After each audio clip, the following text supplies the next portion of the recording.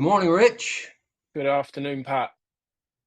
So where you at today? You in Oxford or London or South End by the Sea or London today. Yeah, North London.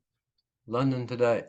Y'all have Yeah. such cool names over in England because one of the neat things about doing this is I get to see it shows all the cities and the countries that we're in.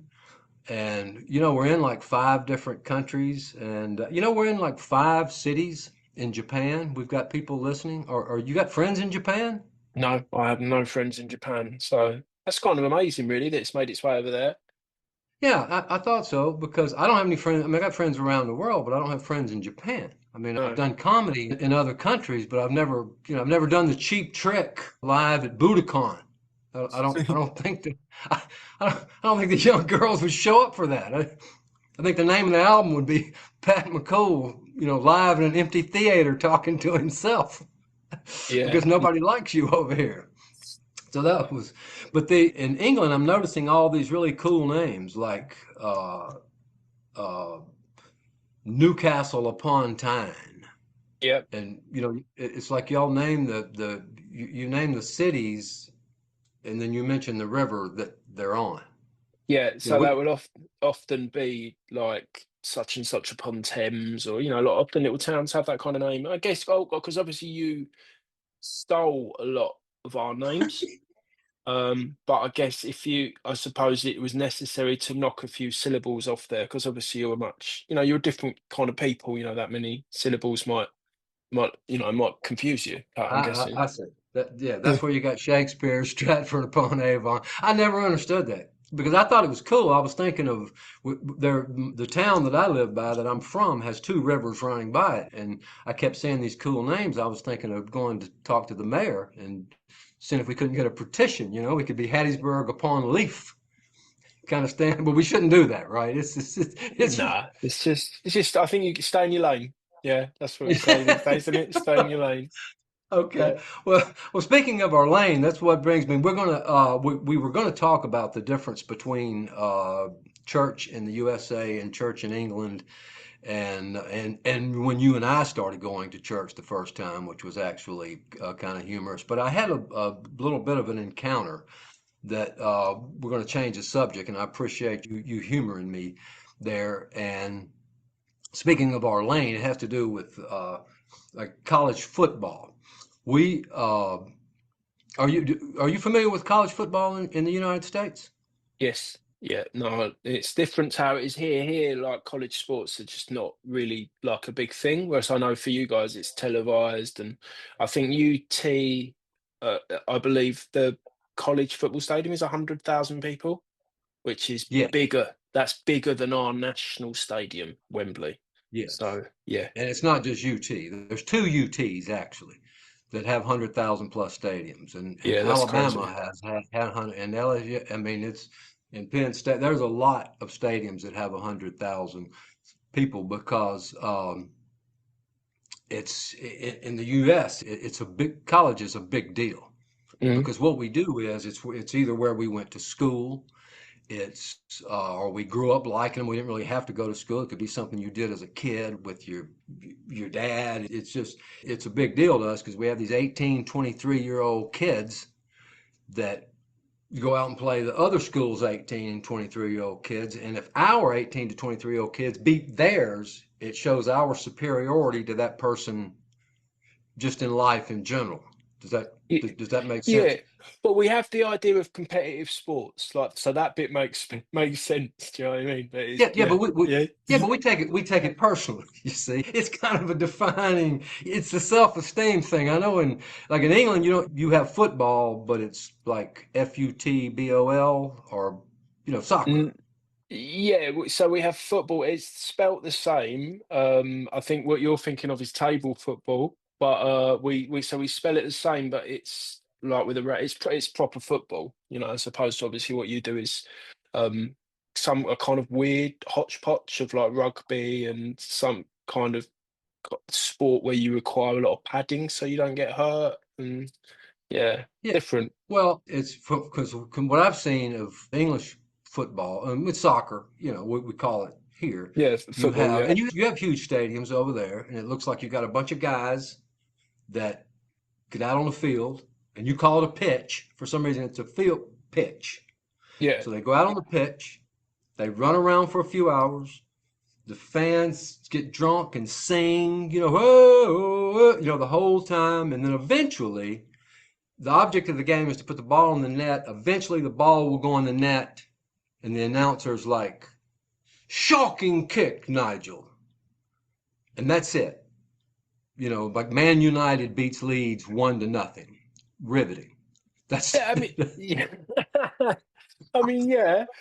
There's a bit of that. But I mean, it is different. Like when I was in America a few times ago, like it was Super Bowl weekend, and I thought, oh, I'll sit down and watch the Super Bowl. It just seemed to be like a really long ad break with like very short bits of some kind of sport sprinkled in occasionally. It's a little bit about the money, but college football is as big as pro football to a lot, to a lot of us. Because, like I said, a lot of it, you tend to be a pro fan if you live near the bigger cities, urban areas, or that type of thing. College football is ingrained in you, man. It's like if you're in a state and you got two different teams in that state, and your neighbor or your friend goes to that other school and you go to this school, well, it's very important that your 18 to 23-year-old kids beat the 18 to 23-year-old kids from that school, because that will pretty much affirm that you've made better life choices. You see? Yeah. I mean, it really makes sense now how you guys, especially at the moment, lead the world in like diplomacy. That's it. Well, speaking of diplomas, I didn't get a diploma from the school that I went to, although I do think I hold the record for enrolling the most times and making the least amount of progress. So I think I'm recognized over there somewhere. And my team went 1-11 last year, so my self-esteem's lacking a little bit. But we tee it back up in about 3 weeks. But the reason I'm mentioning college football is there is it's such a big deal over here. We have these message boards that we go on, and this particular message board that I frequent it's thousands of guys from all over the country, and it's about college sports or college football. But surprisingly, that's probably one of the least topics that we talk about is actual sports. We talk about everything from politics, current events, what's going on in the world, people trying to be funny, really good information. I mean, if I get up and check my phone, if I get up and check my phone at 3 o'clock in the morning and there's an asteroid heading towards Earth, somebody on that board is going to have posted it. So it's kind of a cool place to hang out, especially for somebody like me who, when I'm not doing comedy, I don't have much of a life, so I go on there. And there are a lot of people on there. We have everything from the average Joe to the millionaire to the average Joe that acts like a millionaire to the average Joe that makes fun of the guy that acts like a millionaire to neurosurgeon, HVAC guy, police officers, special forces, guys in finance, just all kinds of wide variety of people. It's like a big social club that people go on. And you got good guys, you got idiots, just like every club, and people are trying, they're trying to be funny or having discussions, and as men do when they get together, and some women get together, people always want to put themselves in the best light. You really don't want to say things or do things and make yourself look like you're failing at life. And there are guys on there that you recognize that post an awful lot. It's not just people like me that occasionally go on because I'm, not giving up immaturity without a fight and trying to be funny when I'm off stage. So you have guys you recognize, and in your mind, you don't know their names, but they have like a handle, and you know who, oh, there's somebody that you've seen a lot, and this guy seems like a good guy, this guy's a smart guy, this guy's funny, this guy's all, this type of thing. And again, nobody's going to post anything on there to try to make themselves look like they're failing at life. But last week a guy came on that I recognized his handle, seen him on there before, and he would be what you would classify as one of the good guys. one of the guys you think was doing life well, and let me read to you how he started his post. Last Friday at 7:34 a.m. This is a guy that's been on this board for years, just seems to be living life, punching life in the face. Seemed like a successful, happy-go-lucky guy. I think he got married about a year ago. The post starts, I'm an alcoholic. The body of the post. I went to my first meeting yesterday evening. This has been a hard process to begin. My body detoxed yesterday and I'm still going through it today. The final straw was drinking an entire bottle of liquor Wednesday morning before even leaving the house. I went to work and an hour into it could barely stand. A coworker drove me home. Never been more embarrassed on my life. Remember the word embarrassed here. Uh, I am fortunate to not have completely thrown everything I've worked so hard far away, and my boss said he isn't ready to give up on me, even though I told him he should fire me. He offered me grace in a time I deserved none. I will beat this. The withdrawals are rough, but I'm really ready to be done. I'm disgusted with myself. Remember that. And what I've become. I'm asking for some prayers as I battle through this, and I know I'm not going to let it beat me. I'm too young. I just had my 1 year wedding anniversary, and we were looking at buying a house. I'm just tired of lying to everyone and myself. Mm, And I noticed, let's say that Rich, and I noticed at the bottom within an hour or two, this post had 327 some odd likes, which is a huge amount of people liking a particular post. And the reason I said focus on the embarrassed and the disgusted with myself, because it sounds like this guy's coming out and admitting he's a failure and that he's losing. But I read this post to my wife, and my wife is one of the wisest, most spirit filled people that I've ever met in my life. And she looked over and said, Man, can you imagine how strong he had to be to post that? yeah, absolutely, So Pat. at a moment this guy thinks he's admitting that he's a failure and he's a loser, he's actually doing one of the strongest things he's ever done. And he's actually showing how strong he is. And I just wanted to bring it to you. Not only are you an addiction specialist, but you are now 13 years sober. Anyway, comments and advice, tips as he's just beginning this journey. Yeah, absolutely. Thanks, Pat. Initial thoughts. He's admitted he's got a problem. He's gone to a meeting. That's huge. Like that's like no small thing. It's the first step, and I'll talk about the first step of Alcoholics Anonymous a little bit in a minute. But like that first kind of teetering step into a recovery program is it's hard. It's like a scary thing to walk into a room full of people. You may know people in there, you probably don't. There's a different language in there, a different culture. It can feel very ashamed. One can feel very ashamed walking in there, and embarrassed and disgusted. They're two words that really mean shame, for me. So that's a huge thing, and your wife's on the money. It's like that. It takes a huge amount of courage to, particularly publicly like that, to come out and say something of that nature. So yeah, lots of really good stuff happening there. It won't feel good right now, but it is good, and like sometimes gifts come wrapped in really strange packages.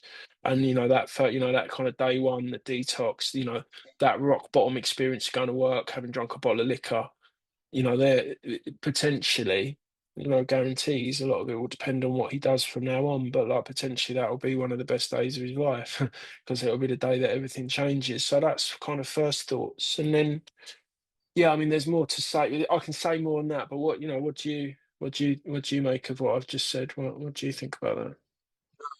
I totally agree. The guy is he's showing how strong he is on that day, and then you just mentioned walking into the meetings, Mm, and you might know or you might not know. This was the thing that was surprising. Uh, as you know, my brother and sister were both alcoholics, and my wife would take my brother to the, he couldn't drive, so she would take him to the AA meetings. And she said, when you walked in, she said it was packed. And she said, I knew people. There were doctors. There were prominent people in town. There was every walk of life that was in there. He said you would just be surprised. So he may feel lonely and like you're the only one doing this, but there are far, far more people that are going through this than you realize. I remember when um, I mentioned it in my book, when I was 16 and I got a DUI, I went to a MASAP meeting called Mississippi Alcohol Safety Awareness Program to get my driver's license back. And I joke about how me and a friend, matter of fact, it was after a college football game. I decided that, that I would try to go through about 8 red lights down the main street. And I go into this meeting and we look in the back of the room and we see a lot of our friends' parents. And these are prominent people in town. These are doctors, well, not just the doctors are prominent, but that's all walks of life that were in those meetings. So this guy and anybody that's listening and going through this or has family members, it's a much bigger club than you think it is. Oh, And you, 100%. And like you got to recognize, right? Like it's like addiction does not discriminate. Like I've worked with people, professionally, and sponsored people in 12-step programs and stuff like that that have, their trainers have their sneakers, sorry, have been worth more than my car. And I've worked with people that like literally had like nothing, that were like low bottom, like street level drug addicts, and but like addiction doesn't discriminate. It might look a bit different in some cases, but it doesn't discriminate. So yeah, you'll have the full spectrum of society in there. There's a meeting in East London, and it's a really interesting meeting. Where it sits is it sort of sits on the cusp of the financial district, right? Which your Wall Street, right? It sits on the cusp of the financial district, but then a load of much poorer, like infinitely poorer areas. So you'll go in that meeting and you might be sat next to a hedge fund manager, yeah, on one side, and on the other side you'll have like a guy who's come out of we call them estates, you would call them housing projects, yeah. And and everyone in between, so it's yeah, like that point's so important to remember. It's like addiction doesn't discriminate. Um, yeah, that like prominent people, not so prominent people, everyone in between, man, without a doubt. you went through the 12, because I know people that have gone through the 12-step program, and people very successfully. It seems to be one of the most, successful paths out there. That's what you started off, because we're a faith-based podcast, but you started off in the 12-step program. Yeah, 100%. I mean, that really is what brought me to faith, right? Because you go in there and there's an emphasis, a significant emphasis on a higher power, right? So what that guy, That's and that's in the 12-step program, in any 12-step program. yeah, yeah, 100%. It's like built in. So the roots of the 12-step program are that, started in 1936 by Bill Wilson and Dr. Bob Smith. They were both like heavyweight Christians. Yeah. So I've been to Bob's house in Akron, Ohio, and like that, they've set it up kind of as it was when he lived there in like the 30s and through until the 40s. I think that house was in the family's possession until the 50s, if I remember the history right. So like you can see where Bob Smith sat reading, like reading his Bible. He was insomniac, reading his Bible, reading books like The Varieties of Spiritual Experience, right? So it had very Christian roots. How it's been translated over the years is that has broadened out to accept kind of all faiths and none. And I think that kind of open access is really important. But for me, the journey was through working the 12 steps and kind of coming to believe in the presence of a higher power, in that higher power's ability to help me grow and change and heal. That was what led me to the church, after some years. So, y- yeah, there's a heavy emphasis on that stuff. I mean, I worked through the steps. Really, step one, it's we admitted we were powerless over alcohol and our lives had become unmanageable. It's odd. It's a funny paradox, Pat, but like in that admission of powerlessness, that admission of defeat, which I hear in your guys' post. And if you're listening, like I really want to just applaud you and affirm you and encourage you and tell you like there is a way out. It can get better. You know, it did for me. Um, but that post is an admission of powerlessness. Yeah. That post is a, like, I can't do this. Yeah. Like this has got me licked. Yeah. Like, under my own power, left to my own devices, reliant on my own thinking and decision making. I'm drinking a bottle of liquor before I go to work, getting driven home by a coworker, and telling my boss that he needs to fire me. You know, that's where my best thinking gets me. So there's an admission of powerlessness in that. And the paradox that I mention is when you admit you're powerless, you open the door to the possibility of finding some power. But until you've admitted you haven't got any, it's very difficult to go looking for any. So that's kind of the first step. And look, I mean, look, your guy, like I'd say, look, go to a lot of meetings. Yeah. Go to a lot of meetings. Meeting makers make it. Yeah. Get a sponsor, work the 12 steps. It's the 12 steps that, I mean, that's like, it's not even a podcast, it's like several books you could write about the people's experiences they have and stuff like that. But it's like, like summed up very simply, it's like trust God, clean house, help others. You come in, you realize you're beaten, develop a relationship with some kind of higher power, and just even like the fledgling, just the little kind of embers of a belief that this thing can help me. Then you cleaning house is like, you're going through a process of like you kind of clear out all of the guilt, the shame, the remorse. You acknowledge the hurts that you've perpetrated to people. You look at what you've done to them. You look at what you've allowed people to do to you. You really take responsibility for the shit that you've done, and what all that kind of darkness and muck that you're carrying. You know, and change, you make some restitution, that's cleaning house. And then helping others is like kind of carrying the message to other people that it's possible to do so, right? And there's different ways to do that. But it's like essentially it's like what we're charged to do in the Great Commission. Yeah. Like we get saved, right, through our faith. Right? We get washed clean, we get forgiven. Somewhere in that, maybe we learn to forgive ourselves, right? But then the Great Commission tells us that we go out and we carry that message to other people, that we try and create disciples. So it's very Christian based. If you've got a faith, your guy mentions prayers at the end of his post. So that suggests that he has a faith, which is a huge asset. It's not essential when you walk through the doors. It's a huge Yeah, I wanted asset. to mention that. Yeah. So yeah, that's Yeah, what I've let got to me ask say. you this that I've wondered. One, when you're talking about faith, addiction, it used to be the church, they would say, you know, put your faith in Jesus and get over this and stop calling it addiction, disease, whatever. It doesn't matter what disease, you can't control yourself.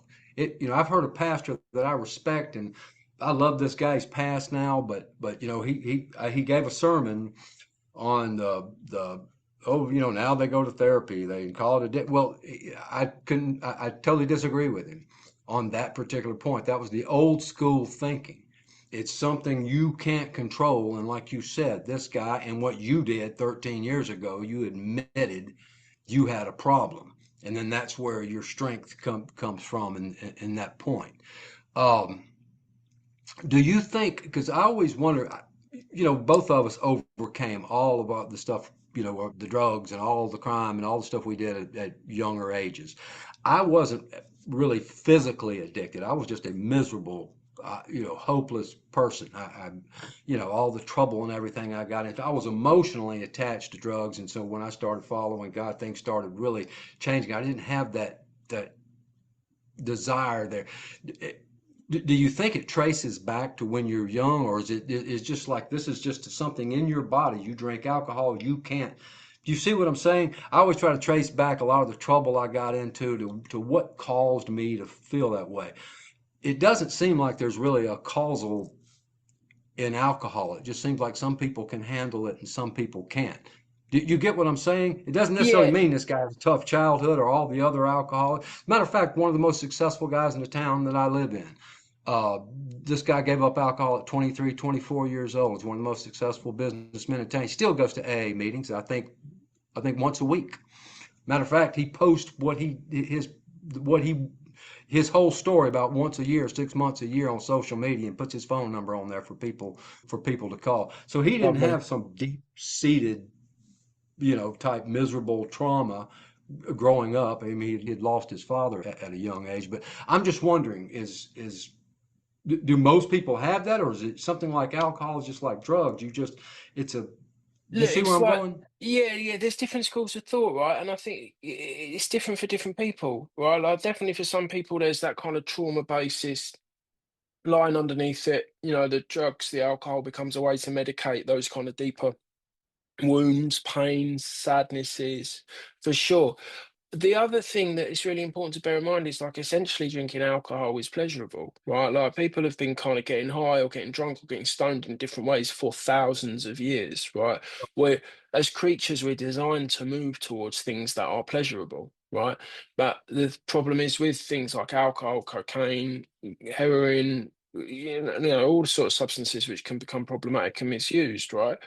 Like, is that they radically alter over time, sometimes not over time, sometimes very quickly, but they radically alter the brain chemistry. So you can become dependent and end up with a habit forming around that substance. That can happen very quickly, right? So look, for some people, I think it's yes, there's definitely pain in the background, which is being medicated. For other people, no, there isn't. There is, arguments and lots of research and debate about the genetic basis of alcoholism or addiction, right?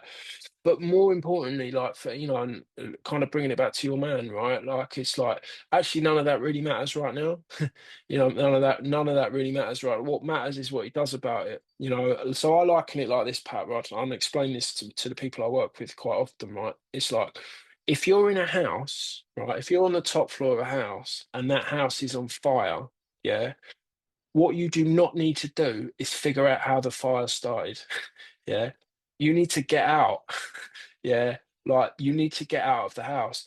Sitting there thinking about how this fire broke out. I wonder if it broke out in the kitchen. Maybe it was because I left the stove on. It could be, or actually, did so and so like discard a lit cigarette into the bin? They thought it was out, but that's caused the bin. No one cares. Do you know what I mean? You definitely shouldn't care. What you need is to get out. You need some help to get out, right? And then once you're out and the fire's been put out, maybe you go and look in the embers and you do the investigation and you try and figure out what happened. Some people do, some people don't. Some people need to, some people don't. I think there's broadly three types of people in AA, whatever A, right? There's broadly three types of people. There's people that can come in, they can work through the steps and they're going to be okay. Do you know what I mean? Like, fine, they're going to live a nice, happy life. They'll be healed. Like the alcoholism, the active symptoms of alcoholism will be removed, right? They'll live a nice, happy life. They'll be fine. Do you know what I mean? Then there's another type of person that they're going to work through the steps, but because of that underlying kind of wounding, trauma, whatever you want to call that, they're going to need to do some other stuff. They're going to need to dig into it. They're going to need to find out what's underneath that. Otherwise, they're not going to stay sober, right? And then you get people somewhere in the middle but like they'll probably stay sober if they work the steps, but they might need a bit of help as well if they're really going to be able to enjoy their lives. Do you know what I mean? Figuring out which one of those types of people you are, that comes later. Right now you need to be sober. If I'm working with someone that's new, like brand new through the door, in the same scenario that's been outlined in that post, like I'm not looking to find out why for a while. What I want to do is help them to figure out what they're going to do about it. Be that go to meetings, be that going to rehab, whatever it needs to be, do what you need to do to get sober. The rest of it you can figure out later. One other question: and I don't know how to phrase this. Do you focus? There are people that think, you have family, you have children. Do you focus on, I got to do this for them, or is it I got to do this for me? Does that make sense? Yeah, no, great question, Pat. So look, um the age-old wisdom has been, and you will hear this said many times, particularly if you spend time around AA or whatever group, right? Is that if you're not doing it for yourself, it's not going to work, right? Right. That's Now, what I thought. I would I I have a slightly different take on that, right? So most people, or a significant proportion of people walking through the doors of a 12-step meeting, they're probably not in a place where they're like, oh, you know what?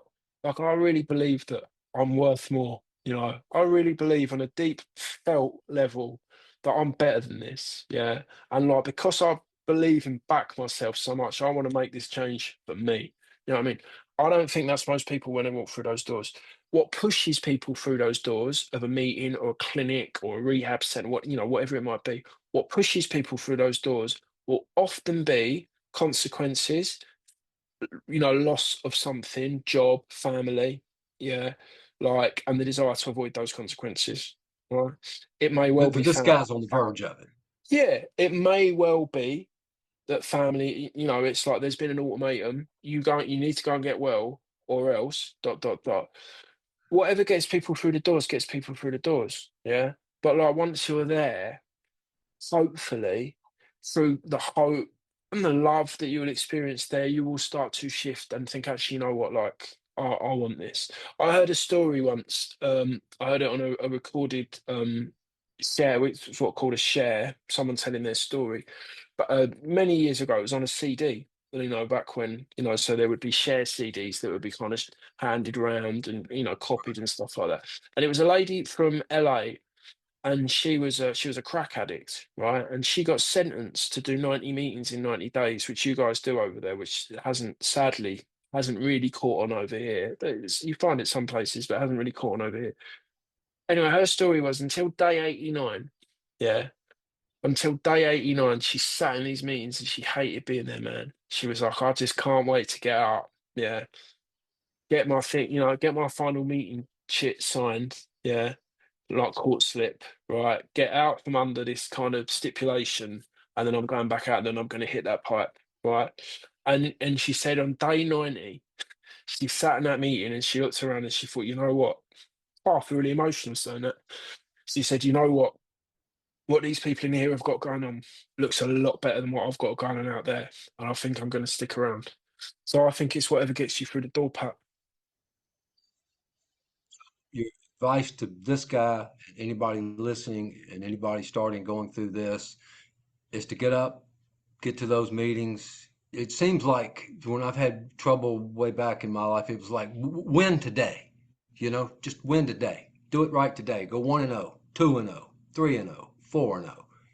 If you have a fall, jump back up and get a streak of winning again. Is that your focus is get into the meetings, reach out, get as much help. What would your final thing to say to this guy? Play this right. It's like levels of care. It's like if you go to the emergency room, what we call accident and emergency, right? They're going to triage you. Yeah. They're going to work out whether you need some bandages. Yeah. Whether you need a doctor to look at you and kind of do some medication, or whether you need to be admitted. Yeah. And go up to the fourth floor and get some treatment. Right. Go to meetings, reach out, make friends, build a support network, get a sponsor, work the steps, do all of those things. Yeah. If that doesn't work, get some professionals involved. If you've got insurance, use that. Whatever you need to do, yeah. But like, you might want to get a counsellor. You might need to go to rehab. But the starting point is like just get to those meetings, do all the things they tell you to do. If that doesn't work, reevaluate. You might need more help. But right now, it's getting to those meetings. Well, that's good advice. This guy can overcome. Anybody listening, anybody that has family, friends that are going through this, they can all overcome. And the seriousness of this, I certainly know because my older brother and my younger sister both drank themselves to death. Oh, Pat, They literally drank themselves to death. I'm sorry, man. So I don't, that, that's okay. It's down, it's, it, watered down. They, the thing is, the consequences are high. I don't know any 75-year-old alcoholics. You win it or it beats you. So I Yeah, think what you're saying is whatever you have to do, get up there and win that day and do it. And then the joy. to bring it back to the overcoming, you were one of that. I was just commenting when we started the day how the big smile on your face. You're getting married in the future. I hope I'm not letting the cat out of the bag, but you're 13 years sober, right? Yeah, yeah, man. Not a drink. And it's not been, it's not been easy, but it's been great. Right, I'm one of those people. I needed extra help. I carried a lot of pain into recovery. Into my sobriety. Um, right, that caused me some difficulties, as you know. But ultimately, it led me to Jesus. Right, that's a huge thing. All of that stuff led me to Jesus. Yeah, and that was where the magic, probably not the best choice of words, but that's where it really, really started to happen. But like in the meantime, before all of that, even in the midst of, some difficulties and stuff, like for me to not use drugs, right? I use drugs every day from the age of 14 onwards, maybe 13. Definitely by the time I was 14, I was using something. I was getting high on something every single day. Alcohol is a huge part of my story, but then everything else as well: cocaine, crack cocaine, heroin, cannabis, marijuana, whatever you want to call it. For me to have that obsession, that murderous obsession to use and drink removed, was nothing short of a miracle. I traveled the world, I built a great career, I made lots of friends. I had no one. I had no one left in my life. No one cared. Well, people cared, but they were so hurt, that they'd retreated. Angered people, stolen from people, robbed my parents' peace of mind. So then to be able to build a life, which is, I have safety, security, a roof over my head, love, friendships, like choices. I'm not waiting for the door to come through with like the police or drug dealers I owe money to. I'm not waiting, that's not how I live today. Yeah, so yeah, the joy, the transformation is remarkable, and yeah, I'm praying for your guy, man. I'm praying for him. Yeah. I'm praying for him too. My wife is praying for him, and I know people hear the thoughts and prayers.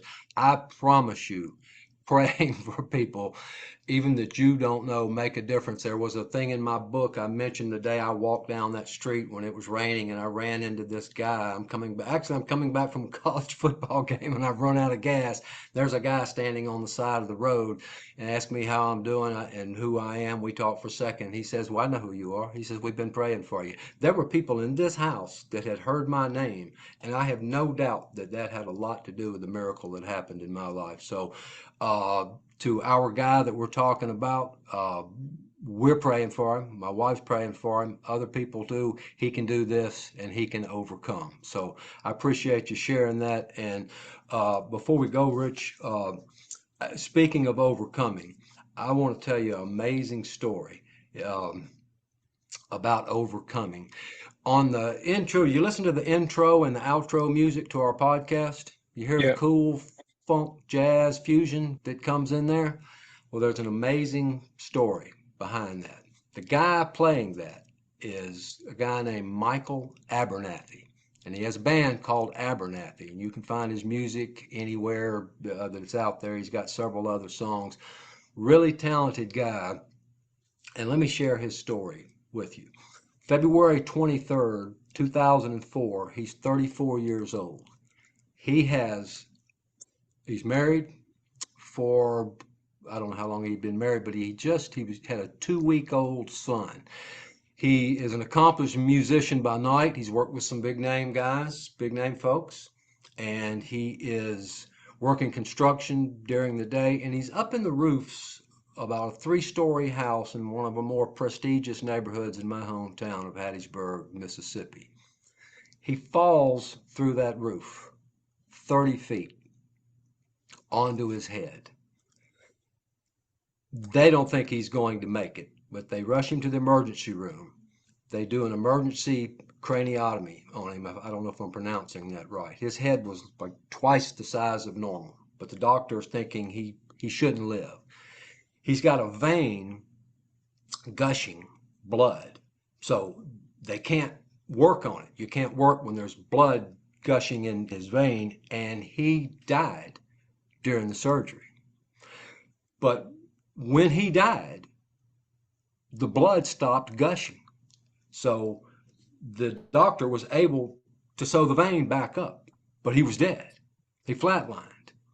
So they brought him back to life, and they whatever the shock, somehow they shocked him back to life. And the doctor said no one had ever flatlined, no one had ever died and come back to life with him like that. But he has this severe brain injury, and he can't function. He's good chance he's going to be an invalid for the rest of his life. And he comes out of the hospital. He does have a wife, but he's needing round the clock care. Probably going to need that round the clock care for the rest of his life. But he's having trouble. He needs help. He has a walker or wheelchair. He's having episodes where he has to go to the emergency room. And one day his wife takes him to the emergency room, and he's sitting in a wheelchair, and he had gone through like 9 months of his life, just disappeared. From the time he had that accident, he didn't remember anything for 9 months. It just all of a sudden it picks back up. Remember, 2-year-old kid uh, that he's not able to play with or enjoy or be with. But his wife takes him to the emergency room, and he sees his wife down the hallway gesturing wildly with the doctors or the nurses. And that's all he remembers. He sees that. And then he sees his wife turn and walk away. And that's the last he saw her. She just walked out and left. He's in the hospital. And he's sitting there. He has no phone.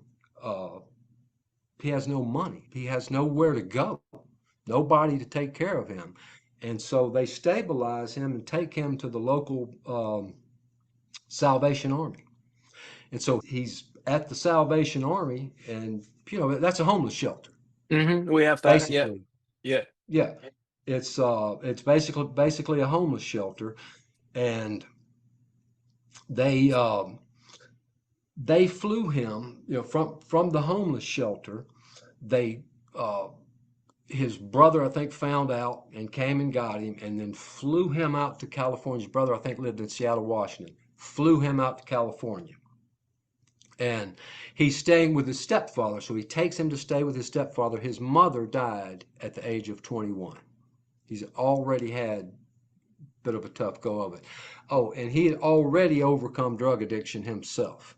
He had had a bad cocaine problem. He had already overcome a lot in life, but he's doing well at this point when he has this this massive traumatic brain injury. But he's left in this basically homeless shelter. His brother flies him out to stay with his stepfather. Well, his stepfather has this evil stepmother who's a meth head. When the stepfather's not around, she's giving him a hard time. She doesn't like him. She doesn't want him in the house. He caught her doing meth. He saw her doing meth, and she knew it, and she wanted him out of the house. So they put him into a care home in California. Well, some of these care homes, they can call them a care home all they want, but what they are is they're there to suck money out of people, and they're there to suck workman's comp and government money out of them. Because he said he spent 14 years in this care home in California, and he said it was 14 years of living hell. He said they were pumping him full of drugs. They had no intention of of trying to rehab him or trying to help him out. He's stuck in this home. He's using a walker. He can't hardly walk. They pump him full of drugs. He's fighting the drugs. Remember, this guy's a drug addict from the past. He overcame that. He doesn't need to be pumped full of drugs, but he's fighting. And he's still fighting the drugs, and he's still thinking, I can beat this. He knows he has this 2-week-old son, and he keeps thinking, I've got to somehow get out of this. I've got to somehow get through this so I can see my son again. He said that was to be a father that he could be proud of. But 14 years in an institutionalized home, when on the inside of your mind you're still functioning, you just know that you need some help, but they're not helping him. He starts taking classes. He gets a bass, so he's playing bass. But 14 years is a long time. A lot of Christmases, a lot of summers, a lot of falls that are passing. So he starts taking classes, and he's trying to help, but he's still on a walker. He's still being left. They've given up on him. They've institutionalized him, and it happens all over the place. I don't know if it happens in England, but it happens in America. If there's money coming in, they benefit from you being in that bed and Yeah, in of that course. room, than Yeah, than yeah, yeah. We graduate have. you and putting you back on your life. But there is one woman in there, one nurse, that sees the progress, that sees the light inside of his eyes, that sees the hope, and she helps him come back closer to Mississippi where his son is. So they move him to Covington, um, Louisiana. So in Covington, Louisiana, they do start helping him. They do start trying to rehab him. They thought that they could help. They said this was it was a place where they were really trying to get him better, and he starts getting better, and he starts helping. He starts teaching classes in the place. So he's now starting to come out. He's still in a wheelchair, and he's there for about 4 years. But remember, he has no control. He can't leave. He's still a ward. I mean, he's wherever people are going to put him, and he has nowhere to go. Wife just left him in the emergency room. So he starts teaching classes, and he starts making a difference in people's lives. He starts telling the guy in the wheelchair where your arms work, where he's an encourager. So he starts doing this, and then he gets to the point where the place in Covington says, we think you can maybe go to graduate out to another facility because you're making progress. Well, that actually turned out to be a dark moment because they sent him to a place in Ponchatoula where they kind of put you up in an apartment, but you can't leave it. You're They've got cameras on you, and your workman's comp still paying the money. And there was a woman there running the place that zero rehab, zero anything, not trying to help this guy at all. And she's fighting to keep him there. And he's wanting to get out. And matter of fact, she's taunting him, talking about you can't, you're not going to believe you did this and you did that, but you're still here. And so now he's back going through hell, and he can't get out of this place. And he's at this place for several more years, but he's still fighting, and he's still believing that he can get out of this. So one day he contacts an attorney, and he finds out he doesn't really have a guardian. He doesn't really have anybody that's put him there. These facilities have just made decisions, and the healthcare professionals have just moved him to each facility and then on to the next facility. So he hires an attorney, and the attorney comes back and says, you have no guardian. And the attorney starts working, starts filing papers, and the attorney picks up the phone, calls him one day, and says, it's over. Pack your stuff. He said, I'm coming for you. And the guy said there's two of the greatest days in his life was the one when his child was born, the second one when the guy called and said, it's over, I'm coming to get you. That was a year and a half ago. The guy's in a walker. He can barely, it can still take him 10 minutes to get across the parking lot. That guy goes and gets him, brings him up to Hattiesburg, my hometown, where I met him about a year and a half ago. When I met him, he walked with a walker. He couldn't walk. You could tell his speech was impaired. 6 months later, this dude is out walking the golf course, playing 9 holes of golf, dragging his bag. He's playing the bass again. He's functioning on his own. He's put together a band, and he's playing this music. And I start hearing this music. I don't know who it is. I'm like, well, who is that? That's me. That's you. With this cool jazz funk fusion that we're listening to, yeah, that's me. It's 6 months later, he's improving more and more. Now he's got his band, he's got his life back. He's back talking to his kid. They left him for dead. And they left him as an invalid. And this guy is functioning so well that I was going to mention his story because he was kind enough to give us this music for free to listen to. And I called the dude up just to make sure that I get the story straight. But he has to call me back an hour and a half later because he's outside in 100-degree Mississippi heat mowing his yard and weed eating his yard. That Amazing. is amazing and Yeah, no, overcoming. So that's yeah, that's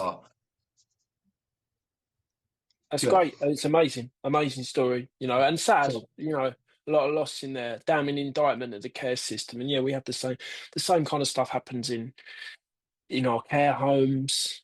Same kind of stuff happens in addiction treatment sometimes. I think there's bad actors in every industry, and when people are vulnerable, sometimes they can get exploited. So, if you're not getting the care you need, um, remember you've always got options. Thankfully, in the end, he found someone that could help him understand what his were. So that's amazing. Thanks, Pat, for sharing that. well, and the key is, as he said to me, never give up, never quit. He said, I knew the day I gave up is the day I lost. And that's the same message that we have for our friend from the sports message board that I'm talking about, and the same message that we have for everybody else is Absolutely.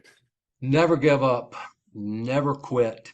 And when we end this today, if whoever's listening, if you take about 20 seconds and listen to the outro music, it's called 15 Minutes Tonight. There's about a 20-second clip, and just remember, you're not just listening to some really cool jazz funk fusion. You're listening to the sound of victory and the sound of not giving up and the sound of overcoming. And that's Michael Abernathy.